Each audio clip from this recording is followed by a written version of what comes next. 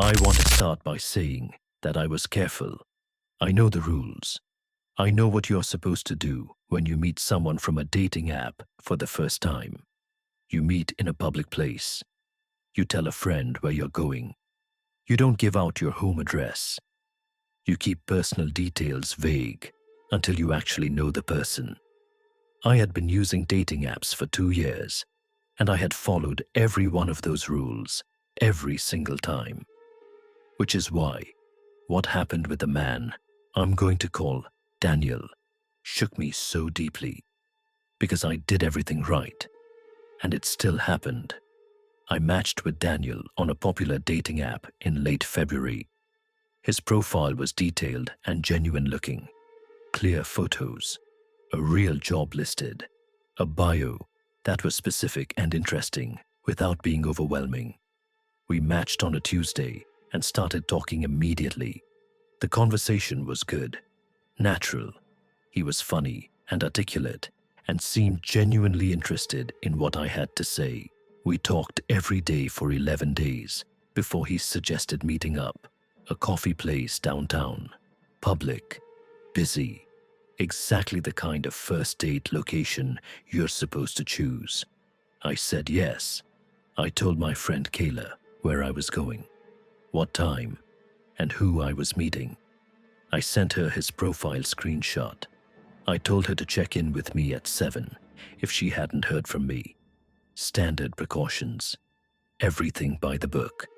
I arrived at the coffee place at 2 in the afternoon on a Saturday. Daniel was already there. He looked exactly like his photos, which was a relief. We ordered drinks and sat down, and the conversation started easily enough. He was charming in person, confident, well presented.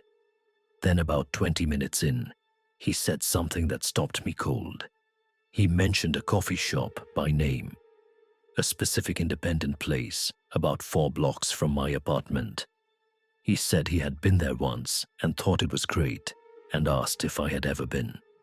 I said yes casually. I go there regularly. It's my neighborhood place. He nodded and smiled and moved on to something else. I told myself it was a coincidence. Chicago is a big city, but certain neighborhoods have the same popular spots. Lots of people go to that coffee shop. Then 20 minutes later, he mentioned a bookstore, again by name, again within 3 blocks of where I lived. Said he had browsed there recently. Asked if I knew it. I said yes. Kept my voice neutral. He smiled again. Changed the subject again.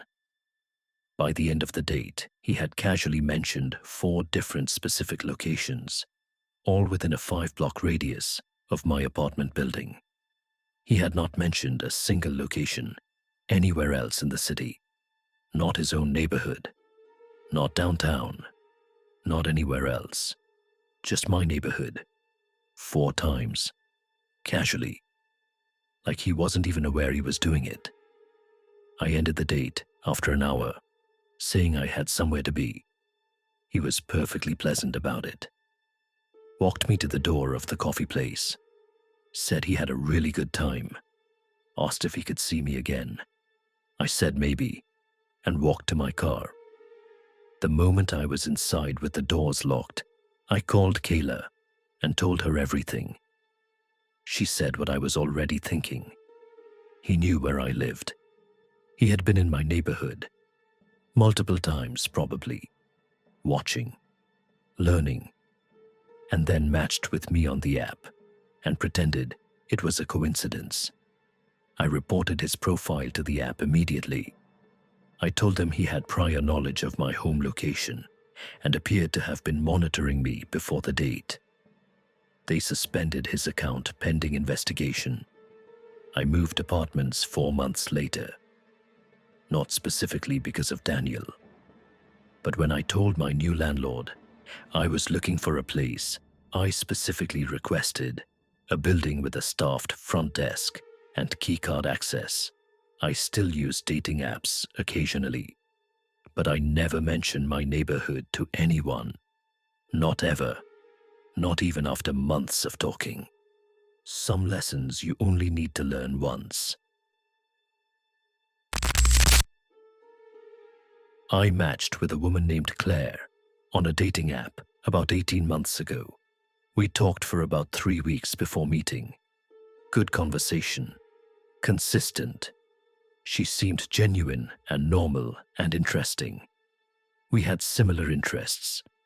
The chemistry through the app felt real. We arranged to meet at a bar I suggested. Busy place, well lit, central location. I arrived first and got a table and waited. Claire arrived about 10 minutes late. She looked like her photos. We ordered drinks and started talking, and for the first hour, everything was completely normal. Good conversation, natural back and forth. I was genuinely enjoying myself. Then she excused herself to go to the bathroom. She was gone for about 8 minutes, which I didn't think anything of at first. Then 10 minutes, then 15. I checked my phone. No message from her. At 20 minutes, I was starting to wonder if she had left through a back exit when she came back to the table. She sat down and immediately seemed different, slightly distracted, kept glancing toward the bar entrance. I asked if everything was okay. She said yes. Fine. Sorry. Just took a call. We kept talking, but the easy energy from the first hour was gone. She was present, but somewhere else simultaneously, eyes moving, checking the door. Then a man walked in and sat at the bar. Claire's whole body changed the moment he walked through the door. Subtle, but I caught it. She straightened slightly, looked at her drink, avoided looking toward the bar. I looked at the man. He was looking directly at our table, not casually, not the way you glance around a bar when you walk in, directly, specifically, at us. I asked Claire if she knew him. She said no. She was lying. I could see it immediately. Not aggressive lying, scared lying. The kind of no that means please don't ask me again. The man at the bar ordered a drink and didn't take his eyes off our table for the next 20 minutes. I leaned forward and asked Claire quietly if she was okay, if she needed help, if she wanted to leave. She looked at me for a moment. Then she said something I still think about. She said, "I didn't think he would actually follow me here." Then she picked up her bag and left without another word. Fast. Head down, out the front door and gone. I sat there for a moment, processing what had just happened. The man at the bar watched her leave. Then he looked at me. Then he got up and followed her out. I went after them immediately. By the time I got to the street, Claire was getting into a rideshare that was already waiting. The man was standing on the pavement, watching the car pull away. Then he turned around and looked at me standing in the doorway. He smiled, said sorry about that, said it was a domestic situation, said it was none of my business. Then he walked away. I reported what I had witnessed to the police that same night. I gave them Claire's first name and the dating app we had used and a description of the man. I never heard from Claire again. Her profile disappeared from the app within a week. I don't know what happened to her. That's the part that stays with me. I don't know if she was okay. I don't know who that man was to her. I don't know if the rideshare got her somewhere safe. I just know she said she didn't think he would actually follow her there, which meant she already knew he might, which meant she had been living with that fear long before the night we met for drinks. I hope she's okay. I genuinely do.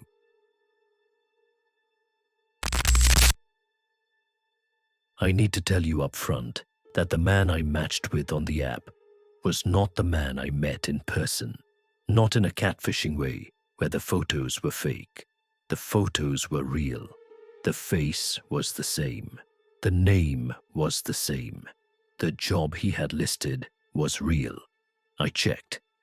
I did my research before agreeing to meet, because I always do. But the person I met was not the person I had been talking to for 2 weeks. His name was listed as Connor, 28 years old, software developer. The conversation we had through the app was warm and thoughtful and genuinely interesting. He asked good questions. He remembered things I had mentioned earlier in the conversation and brought them up later, which always feels like a sign of genuine interest. He was funny without trying too hard. He seemed like exactly the kind of person you hope to meet. We agreed to meet at a restaurant. Dinner. Public. I told my roommate where I was going and sent her his profile information and told her to call me at 8 if she hadn't heard from me. Connor was already at the table when I arrived. He stood up when he saw me, smiled. The face matched the photos exactly. We ordered drinks. He asked how my day was. I answered. He nodded, asked a follow-up question, and something felt immediately wrong. Not dramatically wrong, not obviously wrong, just slightly off, like a piece of music where one note is slightly flat. You can't immediately identify it, but you feel it before you can name it. The warmth from the app wasn't there. The conversation felt effortful in a way it never had through messages.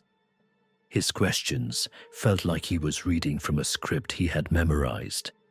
When I answered, he nodded at the right moments, but his eyes weren't quite tracking the way they do when someone is genuinely engaged with what you're saying.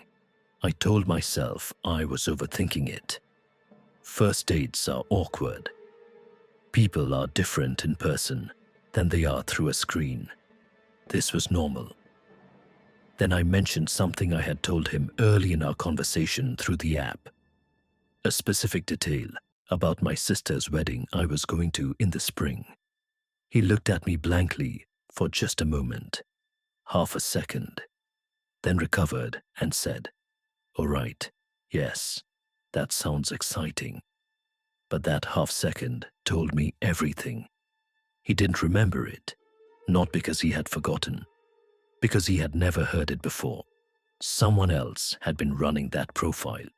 Someone else had been having that 2-week conversation with me. The man sitting across from me was Connor.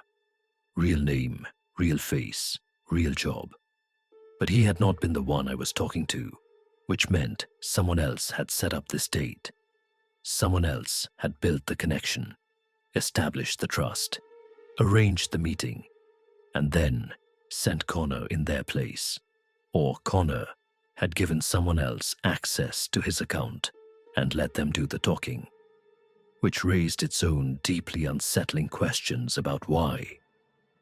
I excused myself to go to the bathroom. I called my roommate from inside a locked stall and told her what I was feeling and why. She told me to leave immediately. I came back to the table, said I wasn't feeling well, apologized, and left. Connor didn't try to stop me. He just nodded and said he hoped I felt better soon, like someone who had been told to be cooperative regardless of what happened. I reported the profile to the app with a detailed explanation of what I had experienced. I never heard back with any useful information. I still don't know who was on the other end of that 2-week conversation. I still don't know what would have happened if I had stayed at that table. I deleted every dating app from my phone that night. I haven't gone back.